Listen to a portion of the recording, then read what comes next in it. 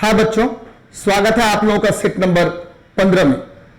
और इसमें हम लोग बहुत सारे प्रश्नों का डिस्कशन करेंगे। जैसा कि आपको मैं एक सीरीज आपके सामने लेके आया हूं, सामान्य विज्ञान वस्तुनिष्ठ, तो उसके 14 सेट मैंने पहले ही करवा दिए हैं आपको डिस्कशन। अभी 15वां सेट का करवाऊंगा और ये लगातार ये प्रक्रिया चलती रहेगी जब तक कि आपका जो एग्जाम है या जब तक ये सेट 253 प्लस जो सेट है आपका है वो समाप्त ना कर दूं मैं। और लगातार मैं इसमें जुड़ा हुआ रहूंगा आपसे।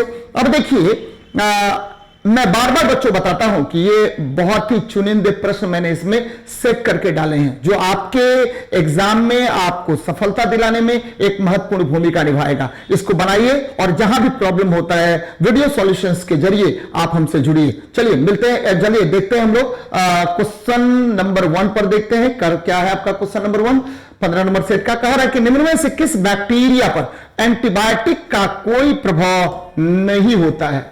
एंटीबायोटिक का कोई प्रभाव नहीं होता है। तो पहले तो इसका आंसर हो गया सुपर बग। अब प्रश्न यह उठता है कि सुपर बग है क्या।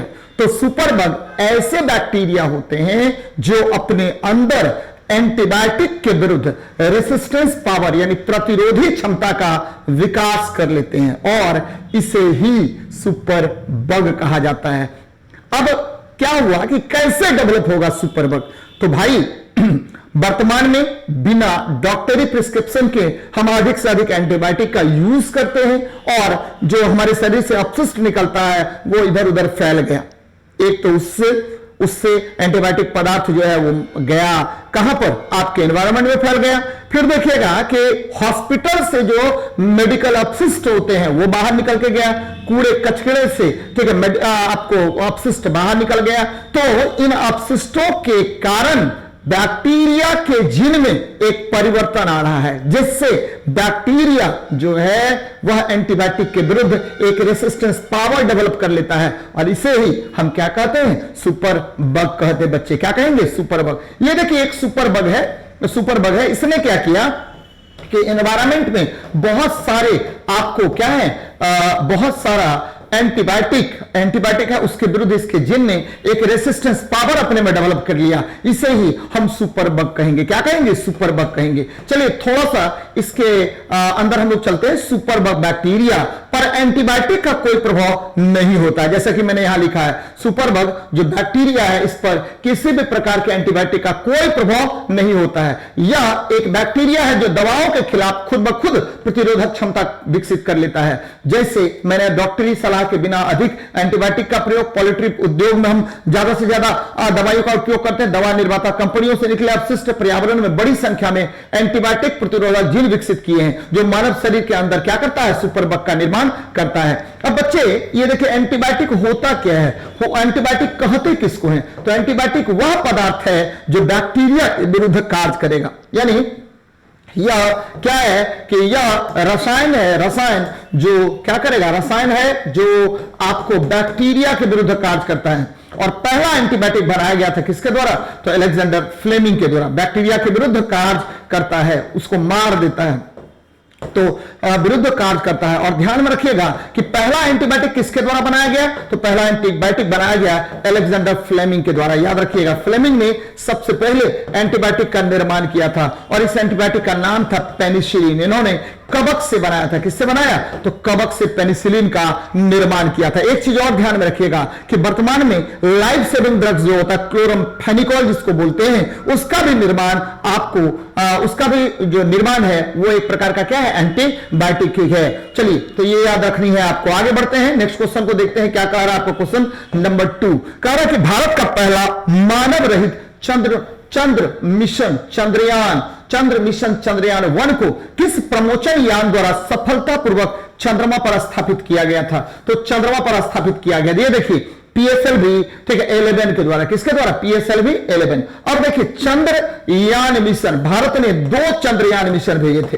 तो एक आपको चंद्रयान 1 जिसको बोला जाता है ये 2008 में, और दूसरा आपको चंद्रयान 2 ये कब आपको चंद्रयान 2 भेजा गया, 2019 में। कब भेजा गया था, 2019 में चंद्रयान 2 भेजा गया था। और ध्यान में रखिएगा कि चंद्रयान 2 जो है ये मार्क GSLV मार्क 3 आपको अंतरिक्ष जो प्रक्षेपण यान है उसके द्वारा GSLV मार्क 3 के द्वारा इसे अंतरिक्ष में स्थापित किया गया था, GSLV मार्क 3 के द्वारा। यहां देखिए कि ये PSLV ये पोलर सैटेलाइट लॉन्च व्हीकल है और GSLV तो आपको जियो स्टेशनरी लॉन्च व्हीकल है। इसके द्वारा हम लोग क्या करते हैं, GSLV और PSLV दोनों एक प्रकार का क्या है, रॉकेट है। क्या है, रॉकेट है। इसके द्वारा हम लोग क्या करते हैं, अंतरिक्ष में, ठीक है, अंतरिक्ष में या जो आपको है चंद्रमा पर या कहीं भी हम लोग क्या कर सकते हैं, मिशन भेजा जाता है जी।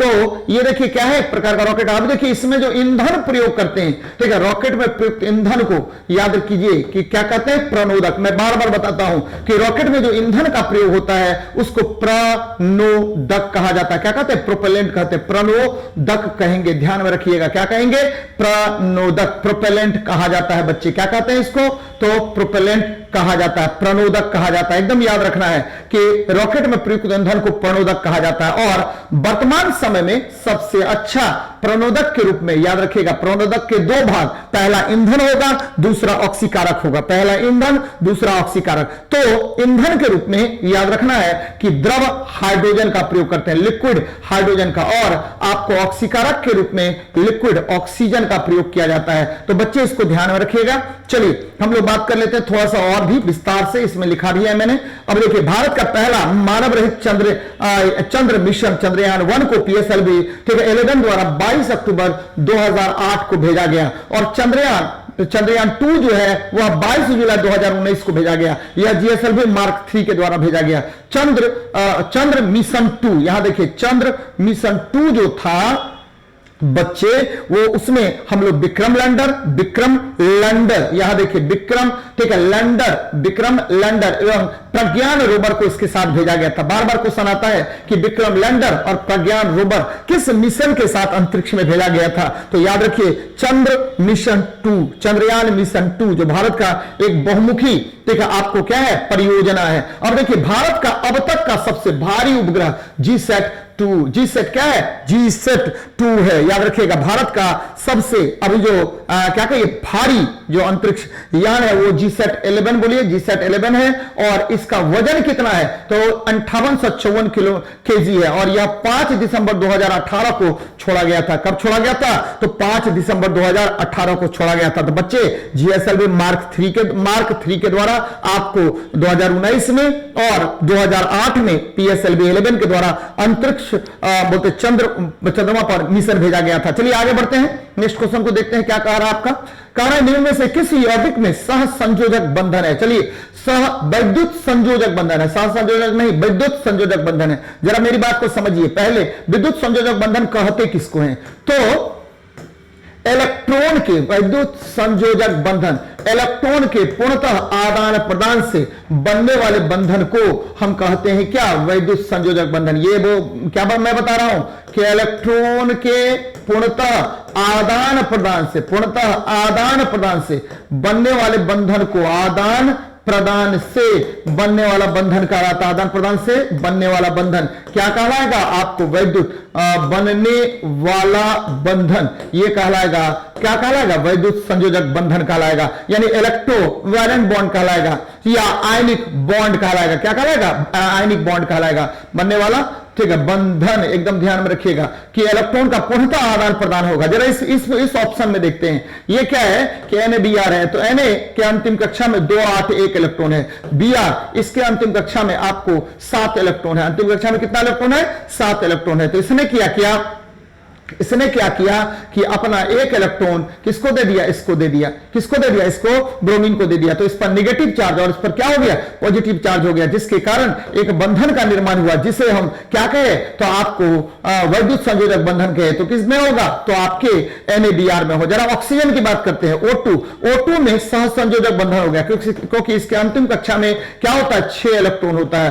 और इसने क्या किया, 6 इलेक्ट्रॉन है इसके अंतिम कक्षा में, ये दूसरा ऑक्सीजन है। तो ये दो दो इलेक्ट्रॉन की साझेदारी की गई इसके द्वारा। कितने कितने इलेक्ट्रॉन की? तो दो दो इलेक्ट्रॉन की साझेदारी की गई। इस प्रकार जो बंधन बना उसको हम सहसंयोजक बंधन कहते हैं, कोवैलेंट बॉन्ड कहते हैं। उसी तरह से क्लोरोफॉर्म में भी आपको क्या होगा, CH-Cl3 में भी क्या होगा, कोवैलेंट बॉन्ड होगा। कौन सा बॉन्ड होगा?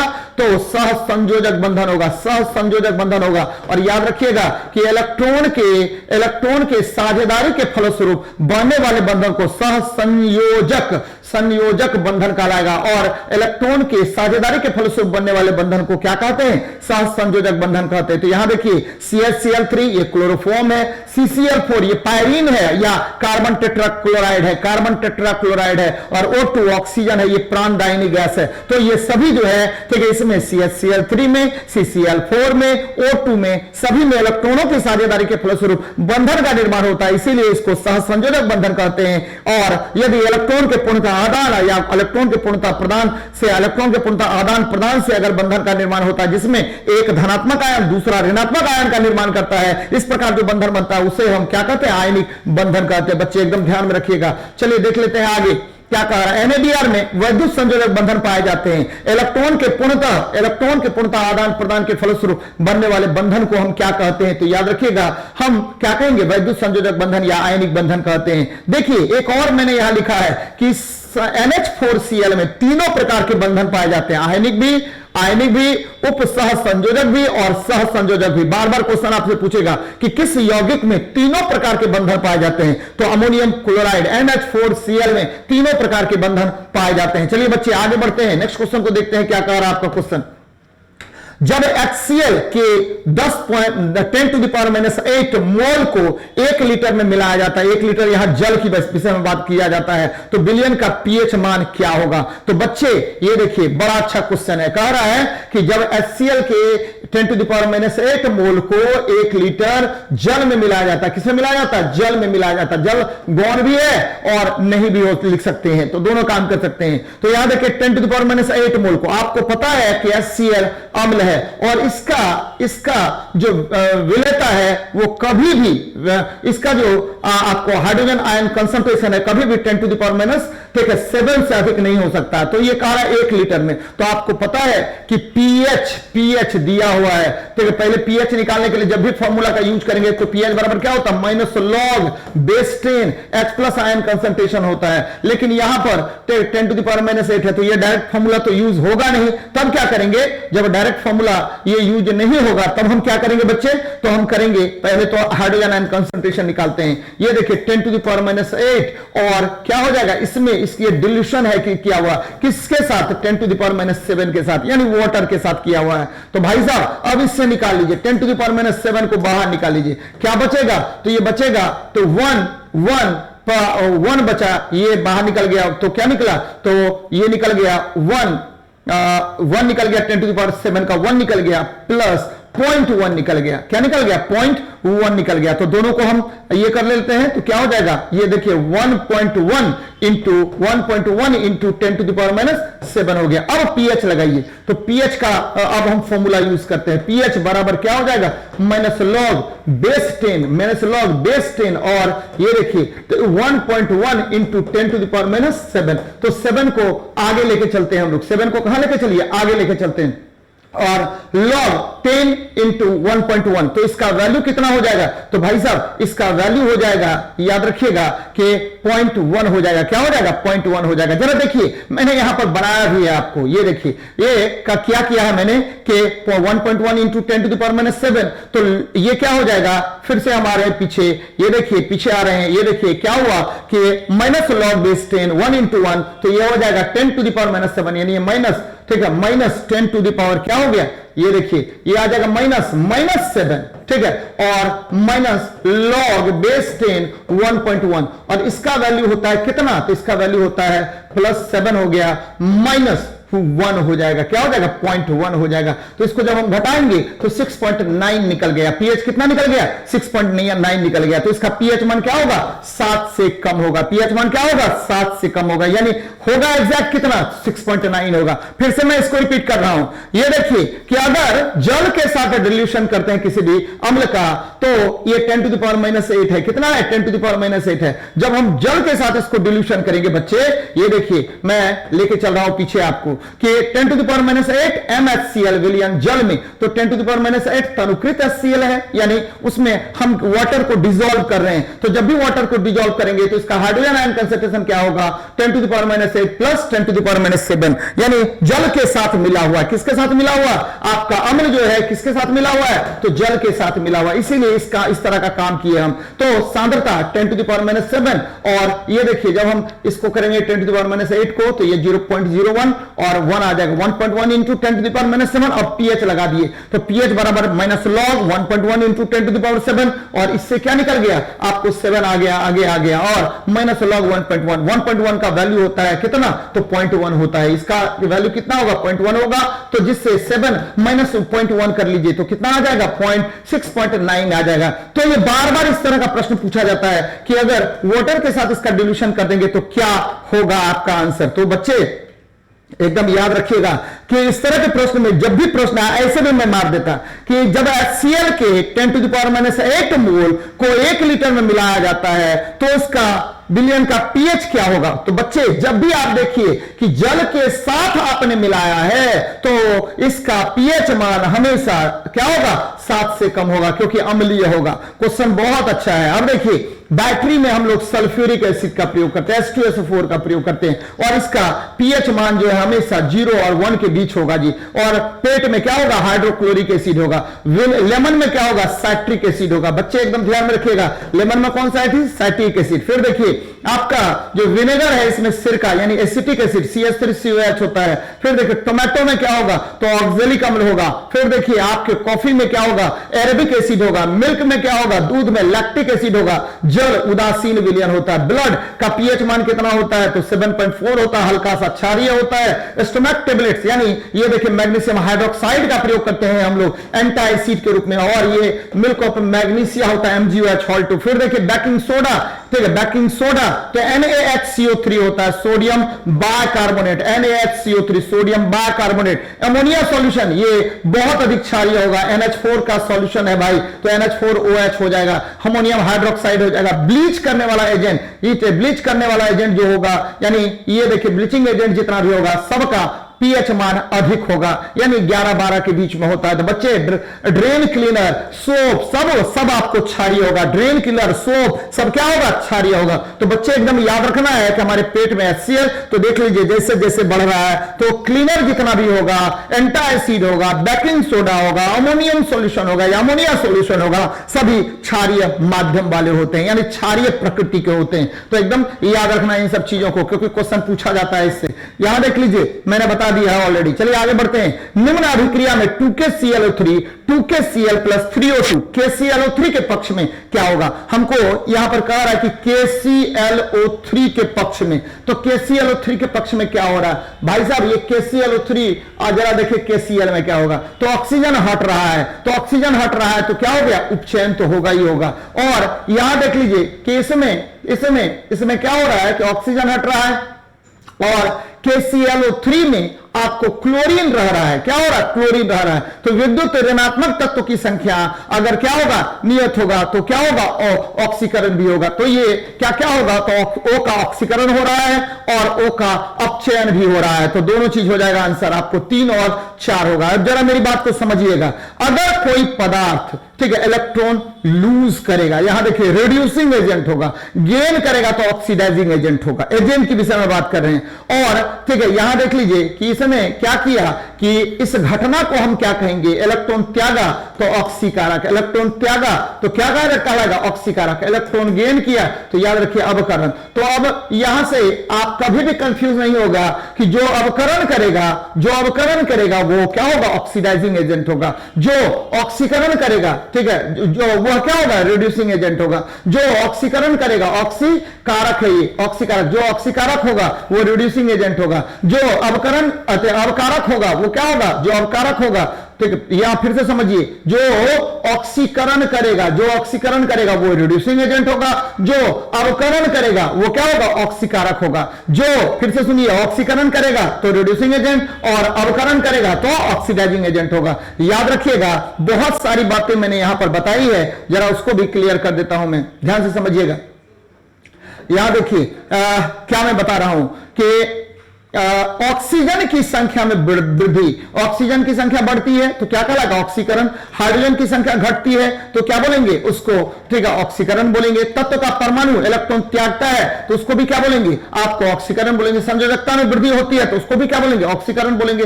और देखिए कि विद्युत ऋणात्मक तत्व, विद्युत इलेक्ट्रोनेगेटिव एलिमेंट की संख्या में अगर वृद्धि होगा तो उसे भी क्या कहेंगे? ऑक्सीकरण कहेंगे। इलेक्ट्रो पॉजिटिव एलिमेंट की संख्या में अगर क्या होगा? कमी होगा तो उसे क्या कहेंगे? ऑक्सीकरण कहेंगे। तो बच्चे एकदम ध्यान में रखिएगा, ऑक्सीकरण और अवकरण बार बार आपसे क्वेश्चन पूछेगा। देखिए 2KClO3 है तो यहां देख लीजिए 3 दूनी 6 है तो ऑक्सीजन जो है बाहर निकल गया इससे, तो ऑक्सीजन बाहर निकल गया तो ठीक है, O का क्या हो गया? उपचयन। O का क्या हो गया? उपचयन हो जाएगा, क्योंकि ठीक है ऑक्सीजन को बाहर रिमूव आउट कर दिया हम। यहां पर देख लीजिए ऑक्सीजन O2 हो गया, पहले क्या था? 3 ऑक्सीजन था, अब क्या हुआ? आपको 2 ऑक्सीजन हो गया। लेकिन ठीक है KClO3 के फॉर्म में हमको बोल रहा है तो KClO3 में क्या हो रहा है कि ऑक्सीजन के पक्ष में बोल रहा है, ऑक्सीजन के पक्ष में O का क्या हो रहा है? तो ऑक्सीकरण हो रहा है। O का क्या हो रहा है? तो अपचयन हो रहा है। तो दोनों काम हो रहा है साथ साथ, इसीलिए यह रिडॉक्स अभिक्रिया है। कौन सी अभिक्रिया है? रिडॉक्स रिएक्शन है। तो बच्चे एकदम ध्यान में रखिएगा। चलिए आगे बढ़ते हैं, नेक्स्ट क्वेश्चन को देखते हैं क्या कह रहा है आपको। कह रहे निम्नलिखित में से कौन ऑक्सीजन में डालकर अम्लीय ऑक्साइड बनाता है? तो अम्लीय ऑक्साइड के विषय में बात कर रहा है। तो जब भी ध्यान दीजिएगा मेरी बात को, बहुत सारी बातें इसमें बतानी है आपको।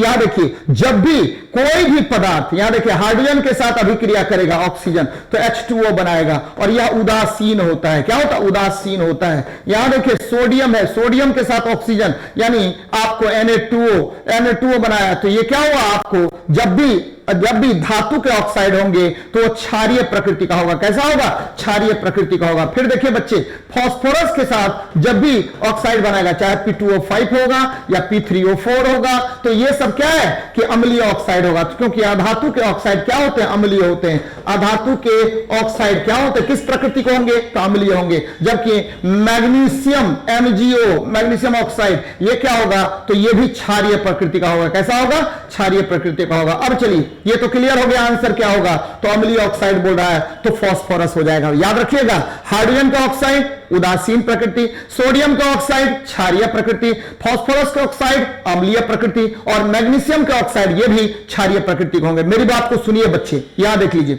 ये आपको धातु है, ये क्या है? धातु है। और धातु के ऑक्साइड क्या होते हैं? तो ध्यान में रखिएगा, धातु के ऑक्साइड बेसिक ऑक्साइड होते हैं, क्षारीय ऑक्साइड होते हैं। एकदम याद रखना है कि धातु के ऑक्साइड, ये जो सर ने बताया है ये लाइन, ये सारे, तो ये जो लाइन है ऊपर वाला, ये सारे ऑक्साइड जो होंगे क्या होंगे? बेसिक ऑक्साइड होंगे। अब जरा देखिए ये बीच वाला देखिए, कौन कौन? ये बीच वाला आप देखिए कहां पर है? तो भाई साहब ये देखिए, एल्युमिनियम को भी साथ लीजिए, फिर देखिए ये लीजिए, ये क्या हो गया? ये हो गया एम्फोटेरिक, यानी आपको धातु अधातु दोनों की भांति व्यवहार करेगा, धातु अधातु दोनों की भांति व्यवहार करेगा।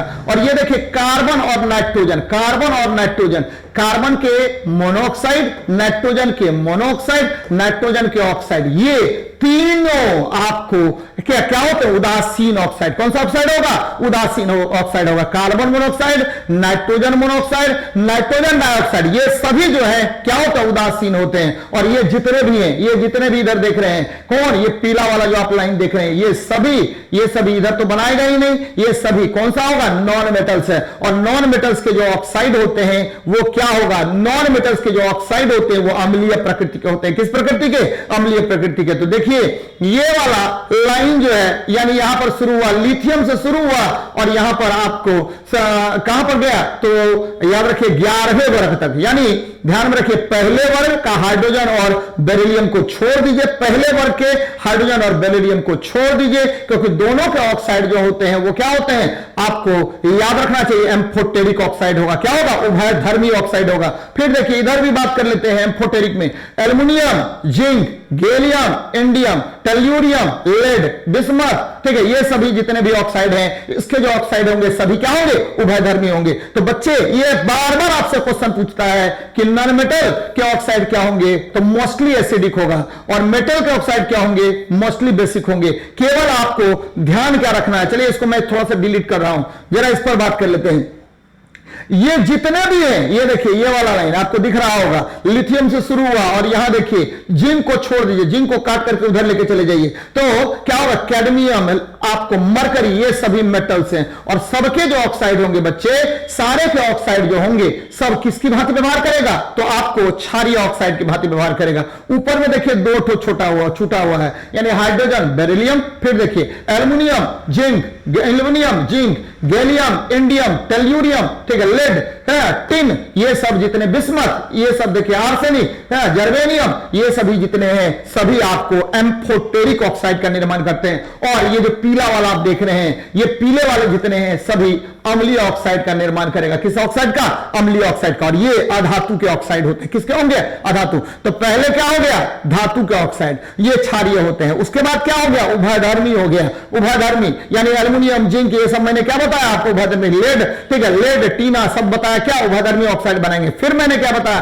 कि नॉन मेटल के जो ऑक्साइड होंगे वो क्या होते हैं, तो अम्लीय ऑक्साइड होते हैं। तो बच्चे एकदम ध्यान में रखिएगा। चलिए आगे बढ़ते हैं, आगे बढ़िए, देखिए क्या है क्वेश्चन। तो यही बातें मैंने आपको बताई है विस्तार पूर्वक। यहां देख लीजिए, फास्फोरस होगा, P2O5, P2O3, P4O10 सभी बनाते हैं, आपको फास्फोरस बनाएगा। चलिए नेक्स्ट देखते हैं, किसी विलयन जिसमें विद्युत अनहपगत विलय हो उसका क्वथनांक क्या होता है। यहां देखिए कि अगर विद्युत अनहपगत विलय होता है तो उसका ध्यान में रखिए बच्चे कि क्वथनांक क्या होगा, बढ़ता है। उसका क्वथनांक क्या होगा, बोलते हैं किसी विलयन का जिसमें विद्युत अनहपगत विलय हो। कौन सा विलय हो, अनअपघट्य विलय हो, तो उसका क्वथनांक क्या होगा, बढ़ता है। याद रखिएगा क्या होगा, ये बढ़ जाता है यानी बढ़ता है। अनअपघट्य विलय हो तो उसका क्वथनांक क्या होगा, बढ़ता है, घटता नहीं है, क्या होगा, बढ़ता है। अब देखिए अनअपघट्य विलय का मतलब क्या होता है, जो घुलता नहीं है, विद्युत के कारण जो क्या होगा, टूटता नहीं है। ऐसे विलय को हम क्या कहेंगे,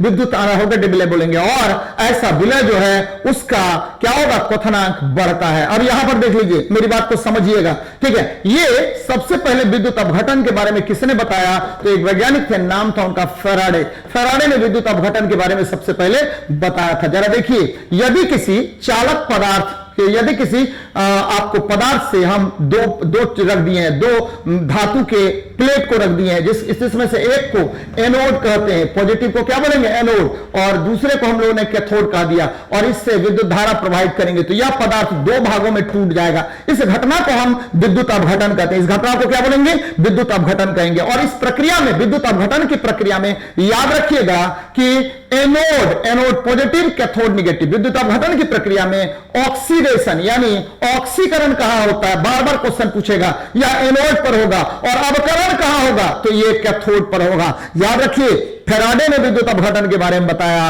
और कैथोड पर क्या होगा, तो भैया अवकरण। कैथोड पर क्या होगा, अवकरण होगा। धातु कहां एकत्रित होगा, तो कैथोड पर होगा। जितने भी धनात्मक आयन होंगे वो कैथोड पर एकत्रित होंगे, जितने भी ऋणात्मक आयन होंगे सभी एनोड पर एकत्रित होंगे। याद रखिएगा, ऑक्सीडेशन कहां पर होगा, तो एनोड पर। अवकरण कहां होगा, कैथोड पर होगा। और विद्युत अपघटन के बारे में किसने बताया, तो ये बताया आपको फेराडे महोदय ने। और मैं क्या बता रहा हूं कि किसी विलयन का जिसमें विद्युत अनअपघट्य विलय है यानी नहीं टूटने वाला, तो उसका क्वथनांक क्या होगा, बढ़ता है। बच्चे क्या होगा, बढ़ता है, एकदम याद रखिएगा। चलिए इसको भी देख लेते हैं। तो उसका क्वथनांक यहां लिखा हुआ है, घटता है, इसको कर दीजिए बढ़ता है। क्या होता है, बढ़ता है। विद्युत प्रवाह से जब कोई पदार्थ दो या दो से अधिक घटकों में टूटता है तो इसे विद्युत अनअपघट्य या विद्युत अपघटन कहते हैं। यह पदार्थ विद्युत अपघट्य कहलाता है। देखिए, जब किसी पदार्थ से आप क्या कीजिए, ठीक है, विद्युत धारा प्रवाहित कीजिए और यह पदार्थ दो भाग में टूट जाएगा, इस घटना को हम क्या कहेंगे, विद्युत, ठीक है, अपघटन कहते हैं। और यह पदार्थ क्या कहलाएगा, विद्युत अपघट्य कहलाएगा।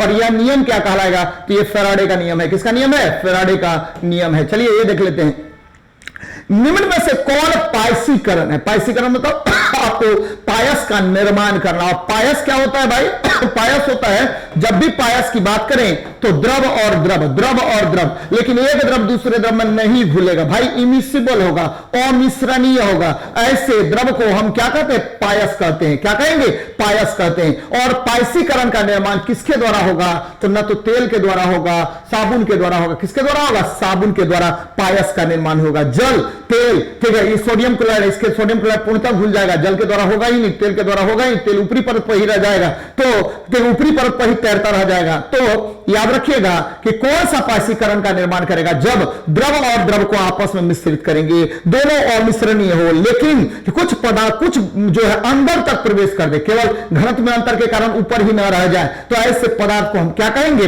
पायस कहते हैं। याद रखिएगा पायस। दूध आपका क्या है, तो दूध एक पायस कोलाइड है। ये देखिए वाटर है और इसमें हमने तेल ले लिया, क्या ले लिया, तेल ले लिया। तेल ऐसा तेल लिया जिसका कुछ पदार्थ क्या होगा, घुल जाएगा, इसमें क्या होगा, घुल जाएगा, तो घुलेगा। ये देखिए ऐसा तेल है, ठीक है, जो क्या होगा, घुल जाता है, हल्का सा पार्ट इसमें क्या करेगा, घुलेगा, और लेकिन पूर्णतः नहीं घुलेगा और मिश्रणीय द्रव का निर्माण करेगा, इमिसिबल द्रव का निर्माण कर लेगा, तो इसे ही क्या कहा जाता है, पायस कहा जाता है। बच्चे क्या कहेंगे, पायस कहेंगे, ध्यान में रखिएगा, क्या कहेंगे, पायस कहते हैं। चलिए ये याद रखिएगा इसको, ये तेल से संबंधित बातें ध्यान में रखिए। तेल जो है, तेल इसमें कैसा कह रहा है कि तेल क्या होता है भाई साहब, तेल आपको चूंकि घनत्व इसका कम होता है, ये ऊपरी परत पे ही बैठा हुआ रहता है, ये पूर्णतः इसके अंदर नहीं जाएगा, तो अंदर भी जाना चाहिए, तभी जाकर के पायस का निर्माण होता है।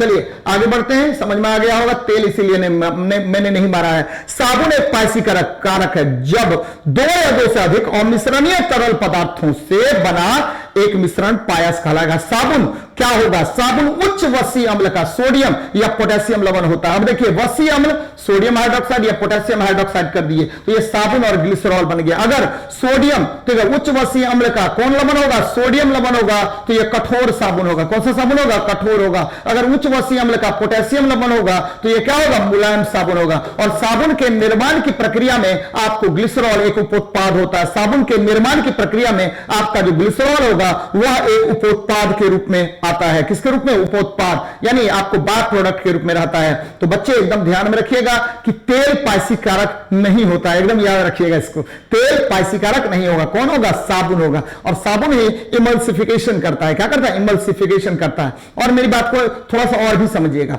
हमारे शरीर में वसा है, तो वसा को क्या करता है, तोड़ देने का कार्य करता है, कौन, तो सोडियम आयन। कौन सा आयन तोड़ेगा, सोडियम आयन, तो इसे भी इमल्सिफिकेशन ही कहा जाता है। जरा इस क्वेश्चन को देखिए, ध्यान दीजिएगा मेरी बात को। कह रहा है कि टेरिलीन बनाई जाती है टेरिप्थेलिक अम्ल और किसके द्वारा, तो इथिलीन ग्लाइकोल। जब इथिलीन ग्लाइकोल को टेरिप्थेलिक अम्ल से अभिक्रिया कराई जाती है तो आपको क्या बनेगा, तो टेरिलीन बनेगा। टेरिलीन एक प्रकार का पॉलिस्टर है, क्या है, ये पॉलिस्टर है, और इसका उपयोग पॉलिस्टर है, इसका उपयोग हम लोग आपको बिना क्रीज के कपड़ों के निर्माण में करते हैं। ठीक है, ध्यान में रखिएगा, बिना क्रीज के कपड़ों के निर्माण में करते हैं। ये देखिए, ये इथिलीन ग्लाइकोल है, क्या है, इथिलीन ग्लाइकोल, और ये टेरिप्थेलिक अम्ल है। दोनों को जब अभिक्रिया कराते हैं तो टेरिलीन या डेक्रोन का निर्माण होता है। टेरिलीन को हम डेक्रोन भी कहते हैं। और याद रखिए, टेक्सटाइल इंडस्ट्री में इसका सबसे अधिक उपयोग होता है। कौन सा इंडस्ट्री में, टेक्सटाइल इंडस्ट्री में होता है। चलिए देखते हैं बच्चे, क्या मैंने यहां बताया है, टेरिलीन टेरिप्थेलिक अम्ल तथा इथिलीन ग्लाइकोल का बना हुआ एक बहुलक होता है। यह कृत्रिम टेक्सटाइल फाइबर है जो पॉलिस्टर का बना होता है, या क्रीज प्रतिरोधी कपड़े का निर्माण करता है। और एसिटिलीन से हम लोग आपको इथीन या इथिलीन से हम लोग बहुलक बनाते हैं, जिसको पॉलीथीन कहते हैं। क्या कहते हैं, पॉलीथीन कहते हैं बच्चे। फिर देखिए, आपको क्वेश्चन पूछेगा कि बेकेलाइट किसका बहुलक है, बार बार क्वेश्चन पूछा जाता है कि बेकेलाइट किसका बहुलक, तो फिनोल और फॉर्मल्डिहाइड का, फिनोल और क्या हो गया, फॉर्मल्डिहाइड का बहुलक होता है। कौन, तो बेकेलाइट, फॉर्मल्डिहाइड का बहुलक होगा।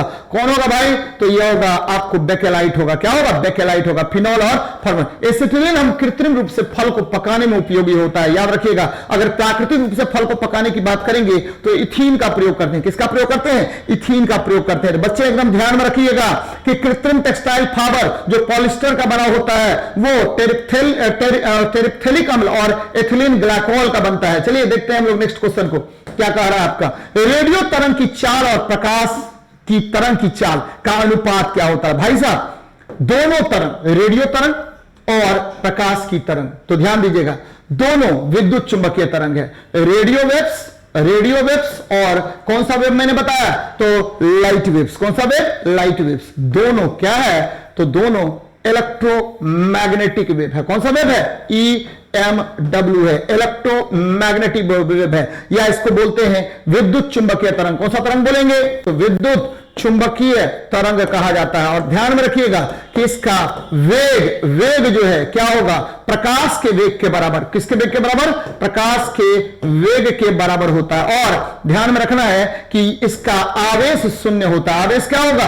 0 के बराबर होगा। तो आवेश 0 और ठीक है, और प्रकाश के वेग से गमन करेगा। तो जब दोनों का वेग समान होगा, दोनों के प्रकाश का वेग बराबर, दोनों प्रकाश के वेग से गमन करेगा, यानी 3 × 10⁸ मीटर पर सेकंड से गमन करेगा, तो इसका जो अनुपात होगा किसके बराबर होगा? तो 1 के बराबर होगा। अब ध्यान दीजिएगा, रेडियो तरंग की खोज मार्कोनी ने की थी, जबकि प्रकाश तरंग, याद रखिए प्रकाश तरंग यानी आपको श्वेत प्रकाश की बात कर रहे हैं, यानी दृश्य प्रकाश की बात कर रहे हैं, तो इसके बारे में न्यूटन ने बताया था। किसने बताया? न्यूटन ने। और यहां पर देख लीजिए, सबके विषय में हम लोग जानते हैं, गामा रे के खोजकर्ता पॉल विलार्ड। कौन? Paul Willard. एक्सरे तो रोंटगन, अल्ट्रावायलेट किरण तो रिटर महोदय ने। किसने किया? रिटर महोदय ने। और इसका तरंग दैर्घ्य अपेक्षाकृत कम होता है। अब देखिए, विजिबल रेज बीच में आ गया, इसके बाद आ गया अवरक्त किरण, हर्सेल महोदय, माइक्रोवेव हर्जनी, और ठीक है रेडियो वेव्स, ये मैंने बताया मार्कोनी ने। किसने?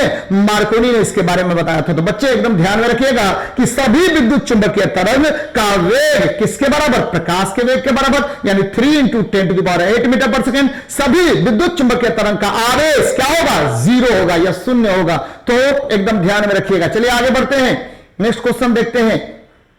देखिए क्या है कि वह युक्ति जो विद्युत धारा तथा चुंबकीय क्षेत्र पर निर्भर नहीं करता है, वह तापीय पुंज होता है, थर्मल पाइल होता है। क्या होगा? थर्मल पाइल होता है। ध्यान दीजिएगा, थर्मल पाइल यानी तापीय पुंज जो है, यह आपको निर्भर नहीं करेगा, न तो विद्युत धारा पर न ही चुंबकीय क्षेत्र पर निर्भर करेगा। तो यह तापीय पुंज है, और इसके द्वारा हम उष्मा उत्पन्न करते हैं। क्या उत्पन्न करते हैं? उष्मा उत्पन्न किया जाता है थर्मल पाइल द्वारा। उष्मा उत्पन्न करते हैं, तो उष्मा उत्पन्न करते हैं किसके द्वारा? थर्मल पाइल के द्वारा। याद रखिएगा बच्चे, थर्मल पाइल द्वारा क्या उत्पन्न करेंगे? उष्मा उत्पन्न करेंगे। जबकि विद्युत मोटर ये विद्युत ऊर्जा को बदलेगा। किसमें? तो यांत्रिक ऊर्जा में, विद्युत ऊर्जा को यांत्रिक ऊर्जा में। और ध्यान में रखिएगा कि इसका जो कार्य सिद्धांत होता है वो फ्लेमिंग के बाएं हाथ का नियम होता है। किसका नियम? फ्लेमिंग के बाएं हाथ का नियम। यदि विद्युत धारा प्रवाहित किया जाए किसी आर्मेचर में, तो ठीक है, आपको तर्जनी की दिशा में क्या होगा? तर्जनी की दिशा में क्या होगा? आपको चुंबकीय क्षेत्र उत्पन्न होगा, और अंगूठे की दिशा में आपका जो आर्मेचर है वो घूमने लगेगा, जिससे विद्युत ऊर्जा का परिवर्तन यांत्रिक ऊर्जा में होगा। और यहां देखिए धारामापी, इसमें भी विद्युत क्षेत्र और चुंबकीय क्षेत्र दोनों का उपयोग होता है। जनरेटर यानी इलेक्ट्रिक जनरेटर या जनित्र बोला जाता है। तो इलेक्ट्रिक जनरेटर का ही मैंने यहां फिगर लगाया है। ये देखिए, इलेक्ट्रिक जनरेटर जो होता है, ये देखिए उच्च चुंबकीय क्षेत्र में आपको एक आर्मेचर को हम रख देते हैं, और ये रेक्टेंगुलर आर्मेचर है। और अब क्या होगा कि ये आर्मेचर जो है आपको यहां पर लगा हुआ स्प्लिट रिंग्स। कौन सा रिंग लगा हुआ है? स्प्लिट रिंग्स लगा हुआ है, यानी टूटा हुआ रिंग लगा हुआ। स्लिप रिंग्स नहीं है, तो ये अल्टरनेटर हो गया। क्या होगा? अल्टरनेटर है, और ये एसी विद्युत धारा उत्पन्न करेगा। कौन सा विद्युत धारा? एसी विद्युत धारा उत्पन्न करेगा। और इसमें हम लोग यांत्रिक ऊर्जा का परिवर्तन किसमें करते हैं? विद्युत ऊर्जा में। यांत्रिक ऊर्जा किसमें बदलता है? याद रखिएगा, इलेक्ट्रिकल एनर्जी में बदलेगा, विद्युत ऊर्जा में परिवर्तित होता है। चलिए बच्चे आगे बढ़ते हैं, नेक्स्ट क्वेश्चन को देखते हैं क्या कह रहा है। यहां देखिए, एडीएच का पूरा नाम क्या है? तो एडीएच को हम एंटी ड्यूरेटिक हार्मोन कहते हैं। क्या कहेंगे? एंटी ड्यूरेटिक हार्मोन कहते हैं बच्चे। क्या कहेंगे? तो एंटी ड्यूरेटिक हार्मोन कहा जाता है। किसको? तो एडीएच को। याद रखिएगा, इसे अर्गनिन वेसोप्रेसिन भी कहते हैं। क्या कहेंगे? इसे अर्गनिन, ARGNINE, अर्गनिन वेसोप्रेसिन कहा जाता है। अर्गनिन वेसोप्रेसिन कहा जाता है। किसको? तो एडीएच को, एंटी ड्यूरेटिक हार्मोन। और ध्यान में रखिएगा कि यह रक्त में जल की मात्रा का नियंत्रण करता है और मूत्र निकास में मदद करता है। यह क्या करेगा? एडीएच ये रक्त में ठीक है आपको जल का नियंत्रण करता है, और मूत्र के निकास में भी सहायता करता है। जल का नियंत्रण करता है और मूत्र के निष्कासन में भी सहायता करता है। तो ध्यान दीजिएगा, एडीएच का पूरा नाम क्या है? तो एडीएच का नाम एंटी ड्यूरेटिक हार्मोन है। और यह क्या करेगा? इसे अर्गनिन वेसोप्रेसिन भी कहते हैं। यह रक्त में जल का नियंत्रण करता है और मूत्र के निष्कास में भी सहायता करता है। यहां देखिए, हार्मोन मतलब प्रोटीन होता है। हार्मोन मतलब क्या हुआ? प्रोटीन होता है। हार्मोन मतलब बायो कैटलिस्ट होता है, यानी जैव उत्प्रेरक है। और यह क्या करेगा कि आपके शरीर में रासायनिक अभिक्रिया की गति को तेज करने का कार्य करता है। और यहां पर देख लीजिए सेक्स हार्मोन्स, टेस्टोस्टेरोन, ये क्या करता है? मेल सेक्स हार्मोन है और ये टेस्टिस से निकलता है। कहां से निकलेगा? टेस्टिस से। फीमेल में आपको जो फीमेल सेक्स हार्मोन होता है वो उसको एस्ट्रोजन कहते हैं। और यहां देखिए पिट्यूटरी ग्लैंड, पिट्यूटरी ग्लैंड से क्या निकलेगा? तो ग्रोथ हार्मोन निकलता है, वृद्धि हार्मोन निकलता है। थायराइड ग्लैंड से क्या निकलेगा? थायरक्सिन निकलेगा। और ये क्या करेगा? आपको हमारा शरीर के वृद्धि का भी नियंत्रण करता है। और अगर अधिक मात्रा में थायरक्सिन का सेक्रेशन होता है तो गिगेंटिज्म, भीमकार रोग हो जाएगा और बोनापन, ड्वार्फिज्म रोग हो जाएगा। तो ध्यान में रखिएगा कि यह आपके ग्रोथ को भी नियंत्रित करता है। इंसुलिन ये रक्त में शर्करा का नियंत्रण करता है और पेनक्रियाज के बीटा सेल से निकलता है। और एड्रिनल ग्लैंड, एड्रिनलिन, मार दूंगा, फाड़ दूंगा, गुस्सा आ गया तो यहां पर कौन सा हार्मोन सेक्रेट होगा? तो एड्रिनलिन। कौन सा? एड्रिनलिन। याद रखिएगा बच्चे। चलिए आगे बढ़ते हैं, नेक्स्ट क्वेश्चन को देखते हैं क्या कह रहा है। बात बता दिया है मैंने सारा कुछ। यदि बल तथा लंबाई का मात्रा 4 गुना कर दिया जाए तो कार्य क्या होगा? भाई साहब W बराबर होता है F इंटू एस होता है। और ये देखिए F का मान 4 गुना 4F इंटू, ठीक है, ये देखिए हो गया W1 लेते हैं, नया कार्य बराबर बल गुना विस्थापन इंटू 4S कर दीजिए। तो दोनों को गुना कर लीजिए, क्या हो जाएगा भाई? तो 16F dot S, F dot S को ही हम W बोलते हैं, तो 16W होगा। यानी 16 गुना बल का मान क्या हो गया? बढ़ गया। ध्यान में रखिएगा, बल का मान कितना गुना बोलते हैं? कार्य का मान कितना गुना बढ़ गया? 16 गुना बढ़ गया। अब यहां पर ध्यान दीजिएगा, कार्य कार्य किसको बोलते हैं? कार्य यानी वर्क किसको बोलेंगे? कार्य बोलते हैं कि अगर किसी वस्तु पर आप बल आरोपित करते हैं और बल की दिशा में विस्थापन उत्पन्न होता है तो वस्तु द्वारा कार्य किया जाना कहा जाता है। ध्यान दीजिएगा क्या मैं बता रहा हूं कि अगर किसी वस्तु पर आप बल आरोपित करते हैं और बल की दिशा में विस्थापन उत्पन्न होता है तो बल और विस्थापन का अदिश गुणनफल क्या कहलाएगा? तो कार्य कहलाएगा। W बराबर F डॉट एस को कार्य कहेंगे और FS cos थीटा होता है। अब ध्यान दीजिएगा जरा, थीटा का मान अगर 0 डिग्री होगा तो कार्य मैक्सिमम होगा। बार बार मैं बताता हूं, थीटा का मान 0 तो कार्य महत्तम। थीटा का मान अगर क्या हो जाएगा? 90 डिग्री हो जाएगा तो कार्य शून्य होगा। थीटा का मान अगर 180 डिग्री हो जाएगा तो कार्य क्या होगा? ऋणात्मक होगा, निगेटिव होगा। कार्य क्या हो जाएगा? ऋणात्मक होगा। बच्चे ध्यान में रखिएगा इसको। चलिए आगे बढ़ते हैं, हम लोग बात कर लेते हैं क्या नेक्स्ट क्वेश्चन के विषय में। क्या कह रहा है आपका क्वेश्चन? यहां देखिए क्या है आपका प्रश्न है, तो मैंने बता दिया है ऑलरेडी इसको। एक वस्तु का भार अधिकतम होता है, तो भाई साहब एक वस्तु का भार अधिकतम निर्वात में होता है। क्यों होता है भाई निर्वात में? चलिए भार क्या होता है उसको देख लेते हैं। वेट बराबर होता है द्रव्यमान गुना गुरुत्वीय त्वरण। द्रव्यमान गुना क्या हो जाएगा? गुरुत्वीय त्वरण, यानी m इंटू जी। गुरुत्वीय त्वरण यानी क्या हो जाएगा? आपको mg हो जाएगा, बराबर mg। अब देखिए mg हो गया तो भार W बराबर द्रव्यमान गुना गुरुत्वीय त्वरण या mg हो गया। अब मेरी बात समझिएगा, जब भी किसी वस्तु को निर्वात में ले जाते हैं तो आपको नीचे से बल नहीं लगेगा। यहां उत्प्लावन बल इसको बोल रहे हैं, यानी आपको निर्वात तो है नहीं, उत्प्लावन बल नगण्य होगा। उत्प्लावन बल यानी बायंसी फोर्स नगण्य होगा, जिसके कारण आपको ये देखिए बायंसी फोर्स है BUOYNCY, बायंसी फोर्स है, इसका मान नगण्य होता है, 0 हो जाता है, तो आपको भार क्या होगा? अधिकतम होगा। अब देखिए मेरी बात को समझिएगा, भार स्थान के अनुसार बदलता है। भार किसके अनुसार? स्थान के अनुसार, यानी प्लेस टू प्लेस ये बदलेगा, स्थान के अनुसार बदलता है। और बच्चे एकदम ध्यान में रखिए, अनुसार बदलता है। जब भी हम क्या करेंगे? पृथ्वी पर रहेंगे, पृथ्वी के विषुवत रेखा पर, तो वहां भार कम होगा, भार क्या होगा? कम होगा। लेकिन जब ध्रुव पर जाएंगे तो भार का मान क्या होगा? महत्तम होगा। पृथ्वी से यदि हम ऊपर जाते हैं तो भार की मान में कमी आती है। अगर हम अंतरिक्ष यान में जाते हैं तो भार शून्य हो जाएगा। और यही बात आपको स्पेस में भी होता है, वहां भी भार क्या होगा? शून्य हो जाएगा। जब हम विषुवत रेखा से ध्रुव की तरफ जाएंगे तो भार का मान बढ़ेगा और ध्रुव से विषुवत रेखा की तरफ आएंगे तो भार का मान घटेगा। एकदम मेरी बात को समझिएगा कि जब भी पृथ्वी से ऊपर जाएंगे भार घटेगा, जब भी विषुवत रेखा से ध्रुव की तरफ जाएंगे भार बढ़ेगा। भार का मान महत्तम ध्रुव पर होगा। कहां होगा? ध्रुव पर होगा। चलिए बच्चे, तो समझ में आ गया होगा ये सारा कुछ। आगे बढ़ते हैं, तो यहां देखिए पतझड़ किसके द्वारा रोका जाता है। यहां पर पतझड़ बोल रहा है, तो पतझड़ जो है वह याद रखिए साइटोकाइनिन द्वारा रोका जाता है। किसके द्वारा? साइटोकाइनिन द्वारा रोका जाता है। और जब भी हम बात करेंगे पादप हार्मोन के विषय में, याद रखिएगा, बार बार मैं बताता हूं इस तरह का क्वेश्चन, क्योंकि ये क्वेश्चन पूछा जाता है। पादप हार्मोन के विषय में बात करें तो पादप हार्मोन मुख्य रूप से कितने प्रकार के? तो मुख्य रूप से ये 4 प्रकार के होते। कितने प्रकार के होंगे? 4 प्रकार के। पहला होगा ऑक्जीन्स। चलिए यहां पर देख लीजिए जरा, पीछे मैंने लिख रखा है कि पतझड़ साइटोकाइनिन द्वारा रोका जाता है। पादप हार्मोन्स को 4 वर्गों में बांटा जाता है। ध्यान दीजिए बच्चे, पहला ऑक्जीन्स, दूसरा जिबरेलिन्स, तीसरा साइटोकाइनिन और चौथा वृद्धि रोधक हार्मोन।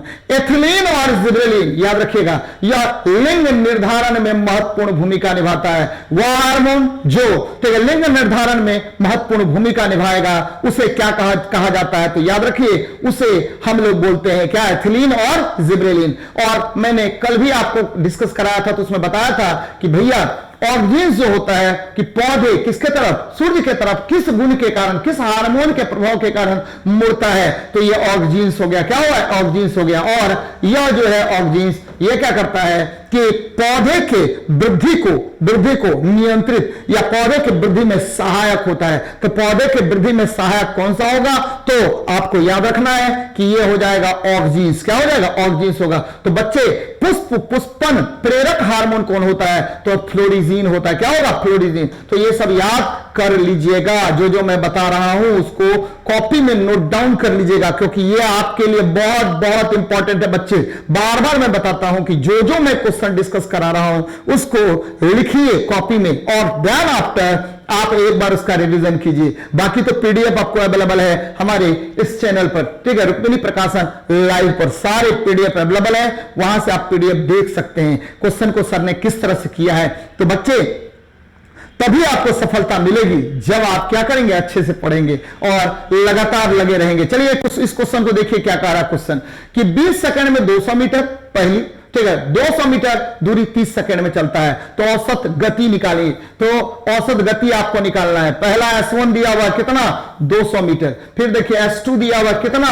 तो आपको दिया हुआ 200 मीटर। अब आपको, ठीक है, समय भी दिया हुआ T1 बराबर कितना सेकेंड? तो 20 सेकेंड। और T2 बराबर कितना सेकेंड? तो ये भी दिया हुआ है आपको 30 सेकेंड दिया हुआ है। तो बच्चे 30 सेकेंड दिया हुआ। अब हम क्या करेंगे कि औसत चाल V एवरेज बराबर क्या होता है? तो V एवरेज बराबर S1 plus S2 but T1 plus क्या हो जाएगा? T2 हो जाएगा। अब इसका निकाल लीजिए ना, तो चाल हो गया, तो कुल दूरी हो गया 400 मीटर और कुल समय हो गया 50, काट देंगे 8 मीटर पर सेकेंड निकल जाएगा। आंसर हो गया 8 मीटर पर सेकेंड। क्या हो जाएगा? 8 मीटर पर सेकेंड। अब देखिए मेरी बात को समझिएगा, औसत चाल जब भी कहेंगे तो कुल दूरी बटा कुल समय होता है। कुल दूरी बटा कुल समय होगा, याद रखिएगा। औसत चाल जब भी बोलेंगे कुल दूरी बटा क्या हो गया? कुल समय होता है बच्चे। और यहां पर यह भी ध्यान में रखना है कि औसत चाल V एवरेज जब भी बोलेगा तो क्या करेंगे हम लोग? अगर आधी दूरी U चाल से दूसरी आधी दूरी V चाल से तय करे तो क्या करेंगे? 2UV बटा U प्लस V कर लेंगे। मैंने क्या कहा कि अगर कोई वस्तु आधी दूरी U चाल से दूसरी आधी दूरी V चाल से तय करे तो औसत चाल क्या होगा? तो 2UV बटा U प्लस V, 2UV बटा U प्लस V हो जाएगा। बच्चे एकदम लाभदायक है, ये बार बार इस तरह के प्रश्न पूछे जाते हैं। चलिए और देख लेते हैं हम लोग आगे क्या कह रहा है कि एंटीहिस्टामिन दवाएं कुछ प्राथमिक चिकित्सा बॉक्सों में मौजूद रहता है। इन दवाओं को कब लिया जाना चाहिए? एंटीहिस्टामिन, ये देखिए मैंने फिगर लगा के रखा है। एंटीहिस्टामिन ये क्या होगा? तो किसी भी प्रकार के एलर्जी को कम करने का कार्य कौन करता है? भाई एंटीहिस्टामिन कहता है। ये क्या करेगा? एलर्जी रिमूविंग मेडिसिन है। एलर्जी रिमूविंग मेडिसिन है। एलर्जी रिमूविंग मेडिसिन है। किसी प्रकार का एलर्जी आपको अगर हो गया तो उसको हटाने के लिए जिस मेडिसिन का प्रयोग करते हैं उसे हम एंटीहिस्टामिन कहते हैं। बच्चे आपको पता होगा कि आपके जो घर में दवाई रखा जाता है उसमें एविल रहता है, AVIL एविल। ये क्या है? एंटीहिस्टामिन है। किसी प्रकार का अगर एलर्जी आपको हो रहा है तो उसको कम करने का कार्य करता है। यहां देखिए आपको रक्त के थक्का को जमाने में मदद करता है। आपको पता है बार बार मैं बताता हूं कि विटामिन के, या याद रखिए एल्युमिनियम AlCl3 एल्युमिनियम क्लोराइड का प्रयोग यहां पर करते हैं। अपच एवं सीने में जलन को कम करने के लिए हम मैग्नीशियम हाइड्रोक्साइड यानी मिल्क ऑफ मैग्नीशिया का प्रयोग करते हैं, और या डाइजीन कहिए, दवा की बात करें तो डाइजीन, इनो इत्यादि का प्रयोग हम लोग इसमें करते हैं। बच्चे एकदम ध्यान में रखिए। चलिए आगे बढ़ते हैं, हम लोग देखते हैं। ये देखिए मैंने बहुत सारी चीजें लगा के रखी है। एंटी हिस्टामिन दवाएं जो प्राथमिक चिकित्सा बॉक्स में रहता है वह परागत ज्वर, हे फीवर और अन्य एलर्जी के लक्षणों को कम करता है। यहां देखिए एंटीबायोटिक, एंटीबायोटिक बार बार आपसे क्वेश्चन पूछेगा। एंटीबायोटिक जीवाणु के विरुद्ध कार्य करेगा, एनर्जेसिक दर्द निवारक, एंटीबायोटिक ज्वरनाशी, एंटीसेप्टिक कीटाणुनाशी, सबको देख लेते हैं। पेनिसिलिन, पेनिसिलिन, टेट्रासाइक्लिन, एम्पिसिलिन, ये सब क्या है? एंटीबायोटिक है। एनाल्जेसिक देखिए डिस्प्रिन, दर्द हुआ सर में डिस्प्रिन खा लिए, या आपको पता होगा बार बार हम लोग यूज करते हैं किसका, तो एस्पिरिन, एस्पिरिन, ये दोनों काम होता है। तो आपको एनाल्जेसिक भी और एंटीपायरेटिक। क्रोसिन खाते हैं, आजकल खूब खाया जाता था। पैरासिटामोल, ठीक है, एंटीपायरेटिक हो गया। एंटीसेप्टिक देखिए डिटॉल, डिटॉल, फिर देखिए फिनॉल, ये सब क्या हुआ? आपको एंटीसेप्टिक होगा। फिनॉल ये क्या हुआ? एंटीसेप्टिक ड्रग्स है। तो बच्चे याद रखनी है इसको। चलिए आगे बढ़ते हैं, नेक्स्ट देखते हैं क्या कह रहा है। धमनी और सिरा में रक्त का पीएच मान किस में अधिक होता है, किस में कम होता है, जरा देख लीजिए। और ये आसानी से आप मार भी लीजिएगा, क्योंकि आपको पता है धमनी में शुद्ध रक्त होता है। धमनी में कौन सा रक्त? शुद्ध रक्त। और शुद्ध रक्त होगा तो ऑक्सीजन ले जाएगा, शुद्ध रक्त होगा तो क्या ले जाएगा? ऑक्सीजन उसमें घुला होगा, ठीक है। अब देखिए सिरा में आपको क्या होगा? सिरा में क्या होगा? अशुद्ध रक्त, अशुद्ध रक्त। और अशुद्ध रक्त में जब भी होगा तो क्या होगा? आपको CO2 होगा। CO2 होगा तो ये कार्बनिक अम्ल का निर्माण करेगा, H2CO3, यानी ये अम्ल का निर्माण करेगा, O2 नहीं करेगा भाई। तो ये अम्ल का निर्माण करेगा तो एसिड होगा, तो pH का मान क्या होगा? घट जाएगा। और ये देखिए, ठीक है, ये pH का मान क्या होगा? अधिक होगा। तो धमनी में, ठीक है, धमनी में अधिक और सिरा में कम, धमनी में अधिक और सिरा में कम, या सिरा में अधिक या धमनी में कम होगा। तो बच्चे ध्यान में रखिएगा, किसमें अधिक या कम होगा आपको मैंने ऑलरेडी बता दिया है। किसमें कम या अधिक होगा तो एकदम ध्यान में रखना है कि धमनी या सिरा की बात करेंगे तो धमनी और सिरा में रक्त का पीएच मान क्या होगा कि धमनी में, ध्यान दीजिएगा, धमनी में शुद्ध रक्त, जबकि सिरा में क्या होगा? अशुद्ध रक्त। और ये देखिए किसमें होगा भाई जी? तो धमनी में अधिक, पीएच मान अधिक होगा, क्योंकि यहां पीएच क्या हुआ? घट गया है। पीएच का मान जैसे ही अम्ल बढ़ाएगा तो पीएच का मान क्या होगा? घट जाएगा। जबकि आपको सिरा में क्या होगा कि पीएच का मान क्या हो गया? यहां बढ़ गया। तो धमनी में अधिक और सिरा में क्या होगा? कम। धमनी में अधिक और सिरा में क्या होगा? कम होगा, क्योंकि इसमें कम अम्लीय होगा। क्या होगा? कम अम्लीय होगा। जबकि आपको सिरा में क्या होगा? अधिक अम्लीय होता है, क्योंकि यहां अशुद्ध रक्त होता है। सिरा में अधिक अम्लीय होगा, अधिक अम्लीय होगा। अधिक अम्लीय होगा तो पीएच का मान कम होगा, और कम अम्लीय होगा तो क्या होगा? पीएच का मान अधिक होगा। ये देखिए मैंने हार्ट भी लगा के रखा है, ये वैन है, ये क्या है? वैन है, यानी सिरा है। सिरा, श्वास से सिरा, श्वास से शुद्ध रक्त नहीं, अशुद्ध रक्त फ्लो करता है। धमनी, ठीक है, धमनी यानी आर्टरी होगा, लेकिन प्रिलिमिनरी आर्टरी में अशुद्ध रक्त, प्रिलिमिनरी आर्टरी में क्या? अशुद्ध रक्त फ्लो करेगा, यानी प्रिलिमिनरी में क्या? अशुद्ध रक्त। जबकि प्रिलिमिनरी वैन में क्या होगा? शुद्ध रक्त का प्रवाह होगा। किसका होगा? शुद्ध रक्त का प्रवाह होगा। ऊपर वाले को हम लोग क्या बोलते हैं? एट्रियम बोलेंगे, यानी ठीक है, आपको अलिंद बोलेंगे। नीचे वाले को क्या बोलेंगे? सिरा बोलेंगे। नीचे वाले को क्या बोलेंगे? सिरा बोलेंगे। ये देखिए, ये ट्राइकप्सिड बल्ब है। क्या है? ट्राइकप्सिड बल्ब है। और आपको बायकप्सिड बल्ब हो जाएगा। क्या हो जाएगा? ट्राइकप्सिड बल्ब और बायकप्सिड बल्ब। इधर देखिए बायकप्सिड बल्ब, यानी दो ठो बल्ब होता है। तो याद रखिए कि प्रिलिमिनरी आर्टरी में क्या होगा? अशुद्ध रक्त। प्रिलिमिनरी आर्टरी में अशुद्ध रक्त, यानी प्रिलिमिनरी धमनी में अशुद्ध रक्त का प्रवाह होता है, जबकि प्रिलिमिनरी सिरा में क्या होगा? आपको शुद्ध रक्त का प्रवाह होता है, जबकि धमनी में शुद्ध और आपको सिरा में अशुद्ध। शुद्ध रक्त जैसे ही हुआ तो O2 की मात्रा अधिक होगी, यानी यहां पर क्या होगा? आपको पीएच मान बहुत अधिक होगा। लेकिन 7.4, आपको पता है रक्त का पीएच मान कितना होता है? 7.4। रक्त कौन सा उत्तक है? तो संयोजी उत्तक है। चलिए बच्चे आगे बढ़ते हैं।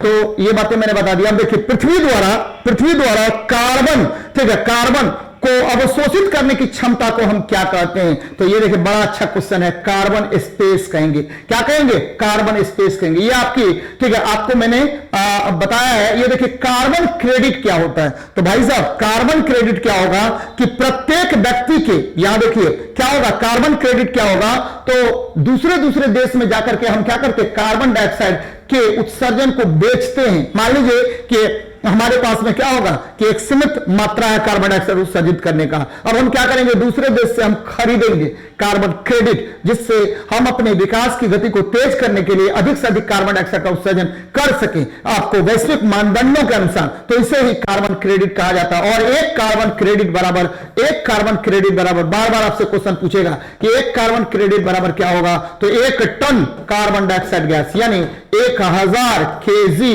CO2 होता है। ध्यान में रखिएगा बच्चे, बार बार क्वेश्चन पूछेगा। यह कार्बन फुटप्रिंट क्या होता है बच्चे? तो कार्बन फुटप्रिंट क्या होगा कि प्रत्येक व्यक्ति के क्रियाकलाप के द्वारा क्या होगा कि सर्टेन अमाउंट ऑफ आपको क्या होगा, ग्रीन हाउस गैस का उत्सर्जन किया जाता है। इसे ही कार्बन फुटप्रिंट कहा जाता है। चलिए देख भी लेते हैं, बहुत सारी बातों को मैंने लिखा, फिर इस पर आएंगे हम लोग। ये देखिए, पृथ्वी द्वारा कार्बन को अवशोषित करने की क्षमता कार्बन स्पेस कहलाता है। प्रत्येक व्यक्ति के क्रियाकलाप द्वारा पर्यावरण में प्राथमिक रूप से छोड़े गए ग्रीन हाउस गैस की मात्रा कार्बन फुटप्रिंट कहलाता है। जबकि carbon credit 1 ton carbon dioxide gas के तुल्य होता है। और अर्थ आवर जो है, ठीक है, आपको प्रत्येक वर्ष मनाया जाता है। किसके द्वारा? तो वर्ल्ड वाइड फंड के द्वारा मनाया जाता है। जरा देखिए, फिर से इस पर आ रहे हैं। ये देखिए क्लाइमेट केयर तो ऑफसेटिंग प्रोसेस है। इसमें क्या करते हैं कि आपको सर्टेन जो भी आपका कार्बन को इमिट करेगा उसके लिए क्या करते हैं हम लोग, कार्बन क्रेडिट डेवलप करते हैं। मान लीजिए बहुत सारे अविकासशील देश जो है, जो विकसित अभी नहीं हो रहे हैं, उसको भी certain amount of carbon dioxide gas उत्सर्जन करने के लिए वैश्विक मानदंडों के आधार पर क्या दिया, प्रावधान किया गया है कि आप इतना उत्सर्जित कर सकते हैं। लेकिन वो अगर उत्सर्जित नहीं कर पाएगा तो हम क्या बोलते हैं, हम लोग जैसा देश जो विकासशील है, जो जहां तीव्र गति से विकास की ओर बढ़ रहा है, तो वो क्या करेगा कि उससे कार्बन क्रेडिट खरीदेगा कि आप नहीं कर रहे हैं तो आपके बदले हम कर देते हैं कार्बन डाइऑक्साइड का उत्सर्जन। तो इसे ही कार्बन क्रेडिट कहा जाता है। बच्चे एकदम ध्यान में रखिएगा। चलिए हम लोग पीछे आते हैं, अब हम लोग बात कर लेते हैं। ये देखिए नेक्स्ट क्वेश्चन पर, निम्न में किसकी वैश्विक तापन क्षमता सर्वाधिक होती है? ये देखिए सभी ग्रीन हाउस गैस हैं, ग्रीन हाउस गैस, सभी ग्रीन हाउस गैस है। और CO2, ठीक है, ये देखिए CO2 पहला नंबर। पेरिस सम्मेलन के तहत 6 गैसों को हम लोग क्या करते हैं, आपको क्या करते हैं, ग्रीन हाउस गैस की श्रेणी में रखते हैं। कौन? पहला हुआ कार्बन डाइऑक्साइड, दूसरा हो गया मीथेन, तीसरा है आपको, ठीक है, नाइट्रस ऑक्साइड, चौथा है CFC, पांचवा है आपका ओजोन O3, फिर छठा है आपका SF6। यही 6 गैसों को रखा गया है। और कार्बन डाइऑक्साइड का ग्लोबल वार्मिंग क्षमता 1 रखा गया है, और इसकी तुलना में इसका 700 होता है। क्या हो गया? 700 ग्लोबल वार्मिंग क्षमता होता है। इसका लगभग 1200 के आसपास होता है, इसका 1600 के आसपास होता है, इसका लगभग आपको, ठीक है, लगभग आपको कितना हो गया, 12,000 होता है। जबकि SF6 जो होता है, याद रखिएगा, इसका कार्बन डाइऑक्साइड की तुलना में 22,000, ठीक है, आपको क्या हो गया, इसका ग्लोबल वार्मिंग कैपेसिटी होता है। तो सबसे अधिक ग्लोबल वार्मिंग कैपेसिटी किसकी होगी? तो सबसे अधिक ग्लोबल वार्मिंग कैपेसिटी ठीक है, GWP कहा जाता है, ग्लोबल वार्मिंग पोटेंशियल या ग्लोबल वार्मिंग कैपेसिटी सबसे अधिक किस गैस का होगा? तो SF6 का होगा। चूंकि इसका सांद्रण अभी बहुत कम है, इसीलिए यह उतना प्रभावी नहीं है। यही कारण है कि समझौता के द्वारा इसको क्या कर दिया गया है कि अब कम से कम उपयोग पर सहमति हुई है कि SF6 गैस का, सल्फर हेक्साफ्लोराइड गैस का कम से कम उपयोग हो, क्योंकि इसकी वैश्विक ऊष्मन क्षमता जो है बहुत अधिक होती है, सर्वाधिक होती है। तो बच्चे इसमें हो गया SF6। ये देखिए CH4 को मार्स गैस कहते हैं, CO2 को कार्बन डाइऑक्साइड गैस कहते हैं, N2O को हम लोग नाइट्रस ऑक्साइड गैस कहते हैं। क्या कहेंगे? Nitrous oxide. इसका उपयोग हम लोग लाफिंग गैस के रूप में किया जाता है। चलिए नेक्स्ट देखते हैं क्वेश्चन क्या कह रहा है। 2F और 3F धारिता के दो संधारित्रों को जोड़ दिया जाता है भाई, किसमें? श्रेणी क्रम में। जब भी श्रेणी क्रम में जोड़ेंगे तो 1/CS बराबर हो गया 1/C1 प्लस क्या हो गया, 1/C2 C2 हो गया। तो इसको जोड़ लीजिए, 1/CS बराबर क्या हो गया, 1/2 प्लस 1/3 हो जाएगा, 1/2 प्लस 1/3 हो जाएगा। तो बच्चे ये आ जाएगा, कितना आ जाएगा, 3 दूनी 6 और ऊपर आ गया 5, क्या आ गया, 5 आ गया। तो CS का वैल्यू आ जाएगा, ठीक है, 6/5। अब देखिए क्या कह रहा है कि इससे एक F के तीसरे संधारित्र को उनके समानांतर में जोड़ा जाता है। तो C1, ठीक है, CS प्लस जोड़ दीजिए C3 यानी 6/5 और ये हो गया, ठीक है, आपको क्या हो गया, CP बराबर पैरेलल कॉम्बिनेशन में जब भी धारिताओं को जोड़ेंगे तो C1 प्लस C2 और जब भी आपको सीरीज में जोड़ेंगे तो 1/CS बराबर 1/C1 प्लस 1/C2 होता है। बच्चे एकदम ध्यान में रखिएगा, 6 प्लस 5 प्लस 1 कर दीजिए तो 11 बटा क्या होगा, 5 माइक्रोफेराड हो जाएगा। तो आंसर क्या हो जाएगा, 11/5 माइक्रोफेराड, 11/5 माइक्रोफेराड, 11/5 माइक्रोफेराड होगा। और µF याद रखिएगा कि धारिता का SI मात्रक फेराड होता है, इसके साथ माइक्रो लगा हुआ, माइक्रो का मतलब 10⁻⁻6 फैराड हो गया। और याद रखिए धारिता का या संधारित्र का उपयोग हम लोग आवेश की क्षमता को या संग्रहण की क्षमता को बढ़ाने के लिए जिस इंस्ट्रूमेंट का प्रयोग करते हैं उसे हम क्या कहते हैं, तो संधारित्र या कैपेसिटर्स कहा जाता है। याद रखिएगा इसको। चलिए आगे बढ़ते हैं, नेक्स्ट क्वेश्चन को देखते हैं। वही बात मैंने यहां किया है।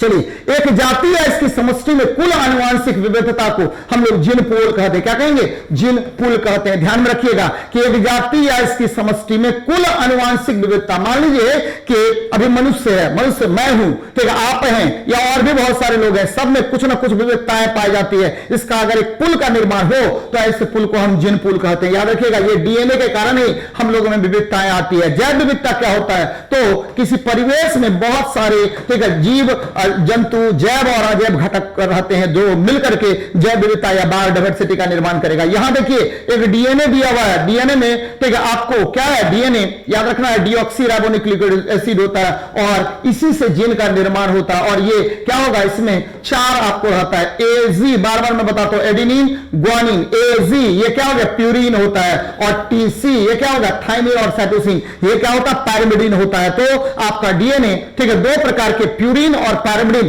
के घटकों से निर्मित होता है, नाइट्रोजनस बेस से निर्मित होता है। और डीएनए जो है इंफॉर्मेशन को एक जनरेशन से दूसरे जनरेशन तक ले जाने का कार्य करता है। तो बच्चे ध्यान में रखिएगा इसको। आगे बढ़ रहे हैं, यहां देख लीजिए मेंडल के नियम का अपवाद कौन है। तो मेंडल के नियम का अपवाद याद रखिएगा सहलग्नता है। क्या, सहलग्नता का नियम को मेंडल के नियम का अपवाद कहते हैं। याद रखिएगा कि सहलग्नता, मेरी बात को समझिएगा, मेंडल ने आपको एक नियम दिया था, ठीक है, नियम दिया था कि भाई ये देखिए एक पहला जनरेशन जो है, पहले जनरेशन में F1 जनरेशन में मान लेते हैं कि दो, ठीक है, आपको पौधे ले लीजिए, एक लंबा और दूसरा क्या लेंगे, नाटा ले लीजिए। जब हम पहले जनरेशन की बात करेंगे तो सभी टॉल ही प्राप्त होंगे। क्या होंगे, टॉल ही प्राप्त होंगे। लेकिन जब सेकेंड जनरेशन आएगा तो अपने आप सेग्रीगेट हो जाएगा। तो ध्यान में रखिए कि सहलग्नता किसको कहते हैं, तो जीनों में, ध्यान दीजिएगा, जीनों में वंशागति के दौरान एक साथ रहने की प्रवृत्ति आ जाती है, इसे ही सहलग्नता कहते हैं। और ये जो है प्रवृत्ति, यह मेंडल के नियम का विरोध करता है। ध्यान दीजिए बच्चे, मेंडल के नियम का क्या होगा, विरोध करेगा। मेंडल ने अपने 7 डिफरेंट आपका प्रॉपर्टीज सेट किया, किसका, तो पी के पौधे का, पी के पौधे का 7 प्रॉपर्टीज सेट किया। उसके आधार पर मेंडल ने अपने एक्सपेरिमेंट को किया और मेंडल के नियम में स्वतंत्र अभ्यूहन का नियम, पृथक्करण का नियम, प्रभाविता का नियम, मैंने क्या बताया, टॉल हो गया। तो ये क्या हो गया, आपको ये प्रभाविता का नियम है, डोमिनेंस फैक्टर टॉल है, इसीलिए उस जनरेशन में सभी टॉल पौधे हुए। लेकिन जैसे ही, ठीक है, नेक्स्ट जनरेशन आएगा F2 जनरेशन में, तो 3:1 यानी 3 आपको लंबा, ठीक है, 3 आपको लंबा, 1 क्या होगा, नाटा हो गया। यानी यहां ये पृथक्करण हो गया। क्या हो गया, पृथक्करण हो गया। तो पृथक्कृत कर लेता है अपने गुणों को, इसे ही क्या बोलते हैं, मेंडल का नियम बोलते हैं। मेंडल आपको आनुवंशिकता का जनक कहा जाता है, फादर ऑफ जेनेटिक्स किसको बोलते हैं, तो मेंडल को ही कहते हैं हम लोग। चलिए आगे बढ़ते हैं, नेक्स्ट क्वेश्चन को देखिए क्या कह रहा है। तो ये हो गया, अब बढ़ते हैं हम लोग। ये देखिए निम्नलिखित में से कौन सा एप्लीकेशन प्रोटोकॉल है। तो भाई साहब एप्लीकेशन प्रोटोकॉल जब भी बात कीजिए तो HTTP को हम लोग एप्लीकेशन प्रोटोकॉल कहते हैं। ये क्या है, hyper text transfer protocol, hyper text transfer protocol को हम लोग क्या कहते हैं, याद रखिए एप्लीकेशन प्रोटोकॉल कहते हैं, ट्रांसफर प्रोटोकॉल कहा जाता है। इसको हम क्या कहेंगे तो याद रखना है, इसे हम या एप्लीकेशन प्रोटोकॉल कहते हैं। जबकि टीसीपी आईपी ये जो है इंटरनेट प्रोटोकॉल है। कौन सा प्रोटोकॉल है? इंटरनेट प्रोटोकॉल है, इंटरनेट प्रोटोकॉल है। याद रखिए इंटरनेट का निर्माण बच्चे, इंटरनेट का जो आविष्कारक कहा जाए तो वो किसको कहा जाता है? तो विंट सर्फ को कहा जाता है। जबकि इंटरनेट में पहला जो इंटरनेट निर्माण हुआ था वो अर्पानेट हुआ था, और इसके निर्माणकर्ता किसको कहा जाता है? तो वो कहा जाता है लिक लाइडर को। और WWW ये क्या हुआ? World wide web. ये क्या हुआ? तो ये आपको ध्यान में रखिए कि टिम बर्नर्स ली ने। और ठीक है, आपको ईमेल मतलब इलेक्ट्रॉनिक मेल, इसका जनक किसको कहा जाता है? तो रे टॉमिल्सन को कहते हैं। किसको कहते हैं? रे टॉमिल्सन को कहते हैं। तो ये बातें इतनी याद रखनी है आपको, बार बार इससे क्वेश्चन पूछा जाता है। चलिए, नींबू पानी के साथ गुड़ खिलाना किसका ठीक है प्राथमिक उपचार है? तो भाई साहब ये डायरिया का है। और डायरिया में क्या होता है? तो आपको दस्त होने लगेगा। दस्त में क्या होगा कि मुंह से भी आपको उल्टियां होंगी, और बहुत ज्यादा अमाउंट में आपके शरीर से वाटर बाहर निकलने लगता है, जिसके लिए आपको नींबू पानी के साथ गुड़ खिलाया जाता है। ये डायरिया रोग है। जबकि एंथ्रैक्स आपको पता है ये क्या है? बैक्टीरिया के कारण होता है। मिल्क फीवर ये बहुत इंपॉर्टेंट है, उसी को मैंने यहां पर लगा के भी रखा है। मिल्क फीवर जनरली ठीक है आपको दुधारू पशुओं में होता है, और दुधारू पशु में क्या होगा? कैल्शियम की कमी से आपको यह रोग हो जाता है। और इसमें क्या होता है कि एक्यूट कैल्सीमिया हो जाता है, और इसके कारण क्या होगा कि दुग्ध पशु जो है वह एकदम बीमार रहने लगेगा। और यहां देख लीजिए बहुत सारी बातें भी मैंने लिख रखी है। ये देखिए, नींबू पानी के साथ गुड़ खिलाना डायरिया रोग का प्राथमिक उपचार है। यह प्रदूषित खाना खाने से होता है, इसमें लूज मोशन होता है। दुधारू पशुओं में कैल्शियम की कमी के कारण मिल्क फीवर रोग होता है। और यह क्या होगा? धीरे धीरे दुधारू पशु आपको दूध देना कम कर देगा, और इससे क्या होगा कि दूध की मात्रा क्या होगी? काफी कम हो जाएगी। और ये एक तरह से कहिए कि दूध की मात्रा को सीधे प्रभावित करने वाला रोग है। तो ध्यान में रखिए बच्चे, ये आपका 25 क्वेश्चन का मैंने डिस्कशन कराया। बच्चे मैं बार बार बोलता हूं, जितने अधिक से अधिक इसको देख सकें देखिए, और आपके लिए ही हम लोग जुड़े हुए हैं। तो मिलते हैं नेक्स्ट क्लास में। जय हिंद, जय भारत।